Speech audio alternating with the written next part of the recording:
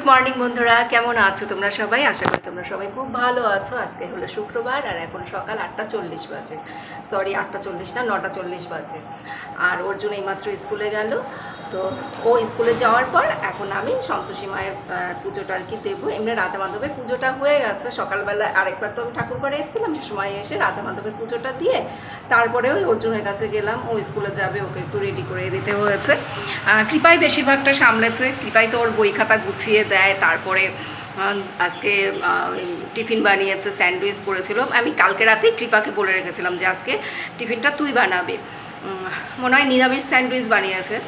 তো ওই tomato sauce ফস দিয়ে বানিয়েছে। তো ওকে বলেছিলাম যে তুই স্যান্ডউইচটা বানিয়ে দিস, পরের দিন সকালবেলা কি করব না করব সেগুলো চিন্তাভাবনা এই আগের দিন রাতের বেলা করে রাখতে হয়। তো কৃপা আজকে টিফিনটা করাতে আমার অতটা চাপ করেনি। আর এখন আর কি ধীরে সুস্থে আমি সন্তোষী মায়ের পুজোটা দিতে পারবো। আজকে আমার সেরকম একটা রান্নার চাপও নেই। পরে তোমাদেরকে সেই গল্প করছে, আগে মায়ের পুজোটা দিই। প্রথমেই সন্তোষী মায়ের ফটোটাকে জল দিয়ে মুছে নেব, মানে মাকে স্নান করাচ্ছি। রাধা মাধবের পুজো তো কমপ্লিট। তো আসনে যত ঠাকুর রয়েছে সমস্ত ঠাকুরকে স্নান করানো হয়ে গেছে, ফুল তুলসী দেওয়া হয়ে গেছে, পুরো পুজো আমার কমপ্লিট। এখন সন্তোষী মায়ের পুজোটা দিচ্ছি। তো সন্তোষী মাকেও স্নান করানো হয়ে গেল।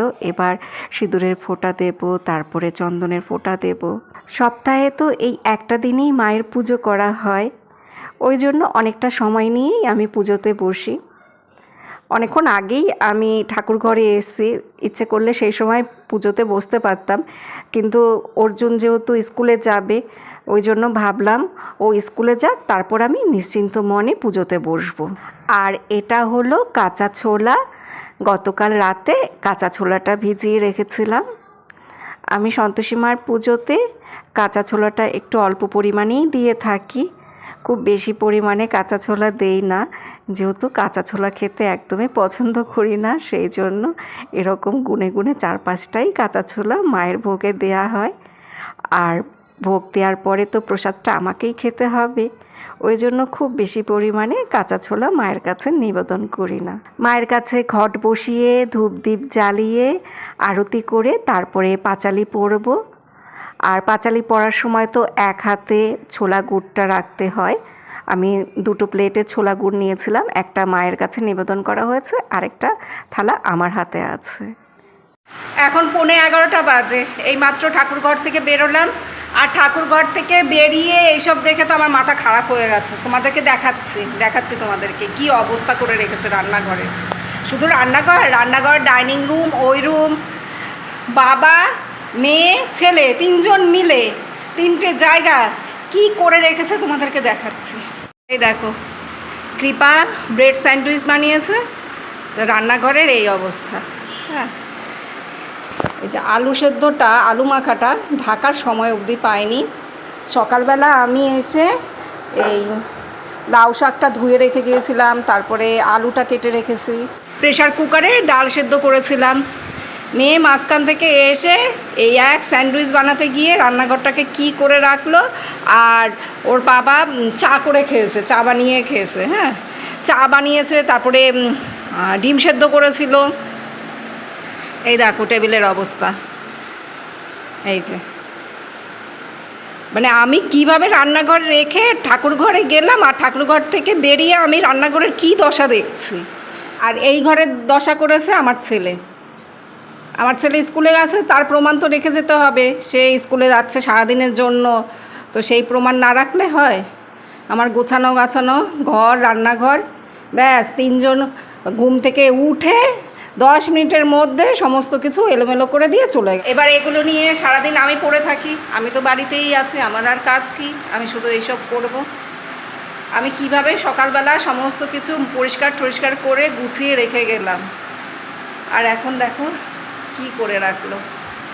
ভাবছিলাম ঠাকুরঘর থেকে বেরিয়ে যে আমি এসে যাবো, উপরের ঘরে যাব। উপরের ঘরে বিছানা তোলা হয়নি, উপরের ঘরে বিছানাটা তুলে রাখবো।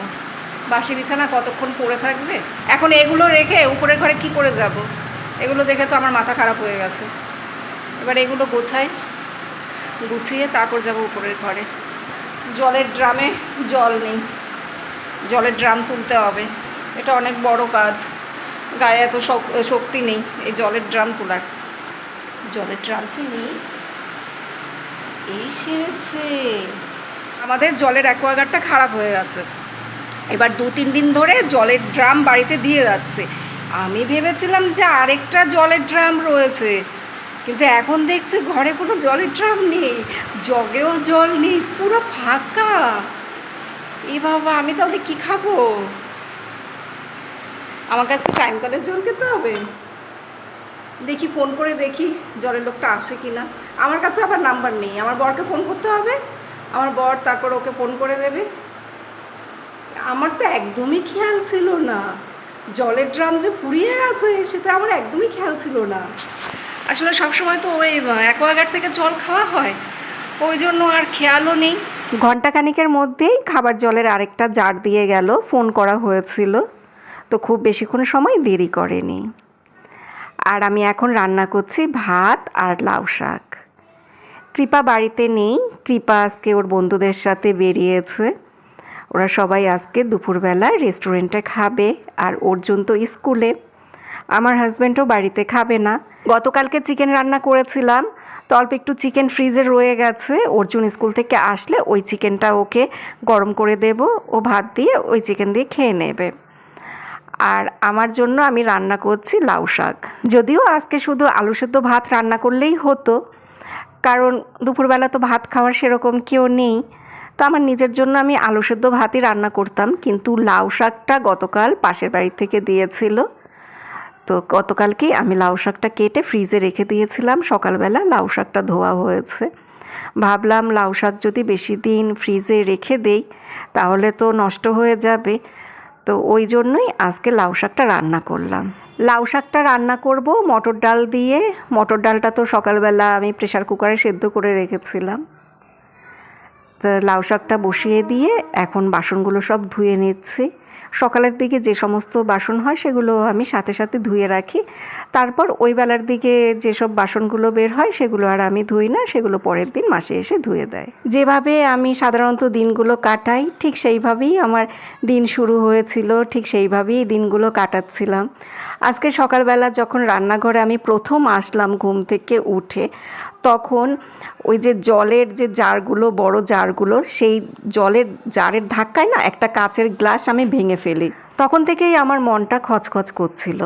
সকালবেলা ঘুম থেকে উঠেই কাচের গ্লাসটা ওইভাবে ভেঙে ফেলাতে তখন থেকেই আমার মনটা খারাপ লাগছিল। মনে হচ্ছিল আবার মনে হয় আমি কোনো খারাপ কোনো খবর পাবো। সাত সকালে ঘুম থেকে উঠে অসাবধানবশত সংসারের কোনো কিছু যদি ভেঙে ফেলা হয় তাহলে নাকি সংসারের অমঙ্গল হয়, তাহলে নাকি কোনো খারাপ খবর আসে। হেসে হেসে তোমাদের সাথে কথা বলছিলাম ঠিকই,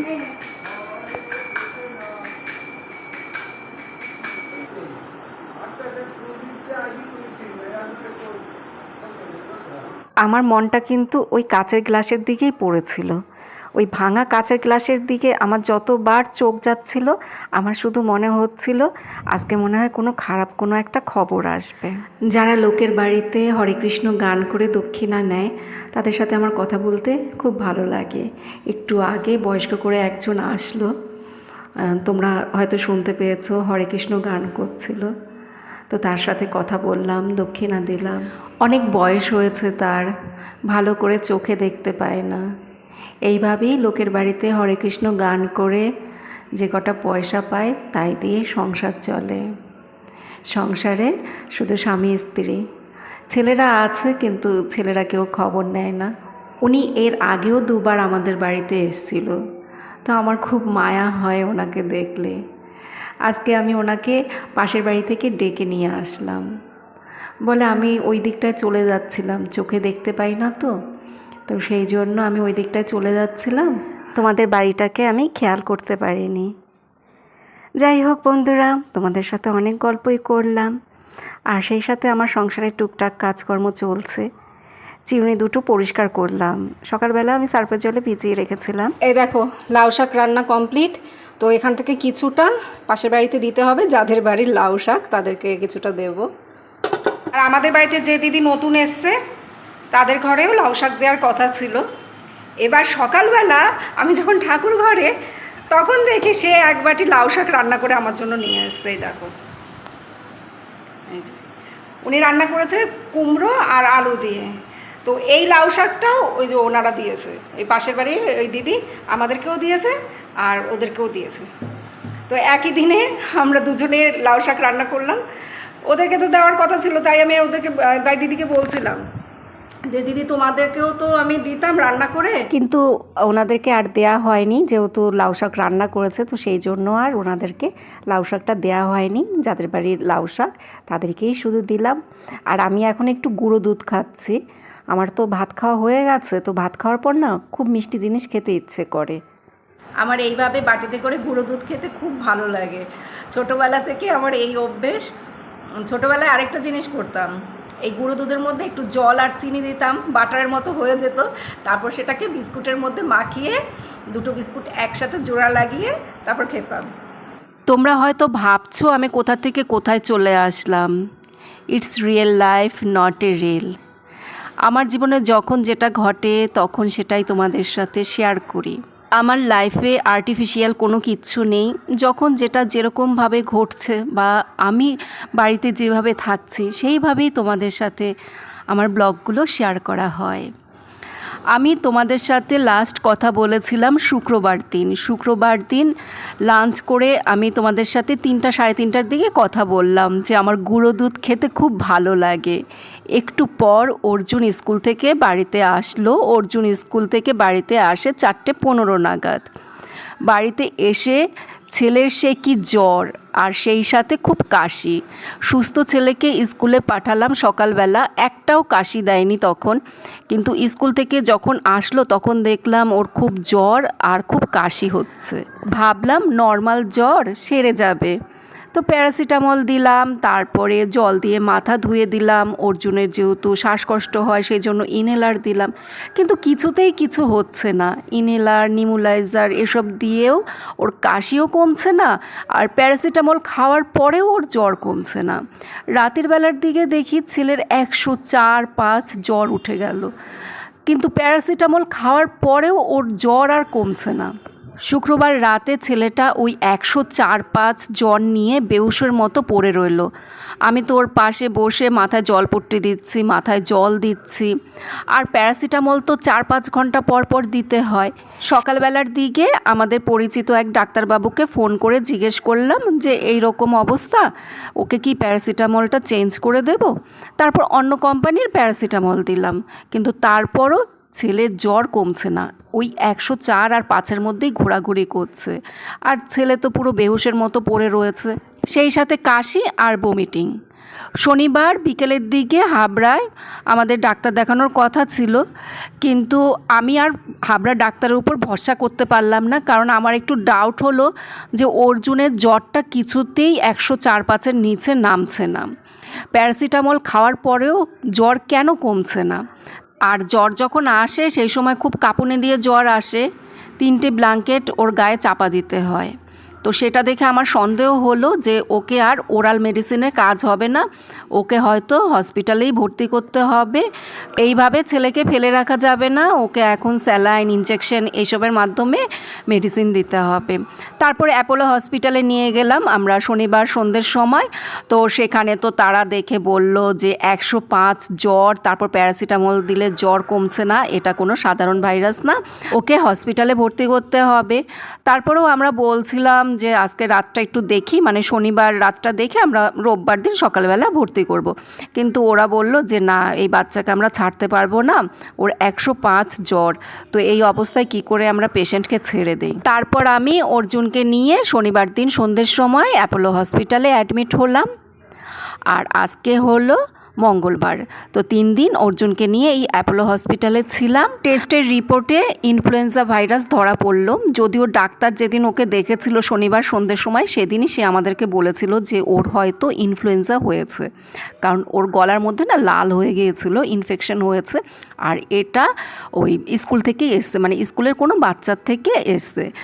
এটা নাকি খুব ছোঁয়াচে, আর এগুলো সাধারণত স্কুল থেকেই আসে। কয়েকদিন আগে অর্জুনের স্কুল থেকে একটা মেসেজ এসেছিল যে কোনো বাচ্চার যদি জ্বর হয় বা গলায় কোনো ইনফেকশন থাকে তাকে যেন স্কুলে পাঠানো না হয়।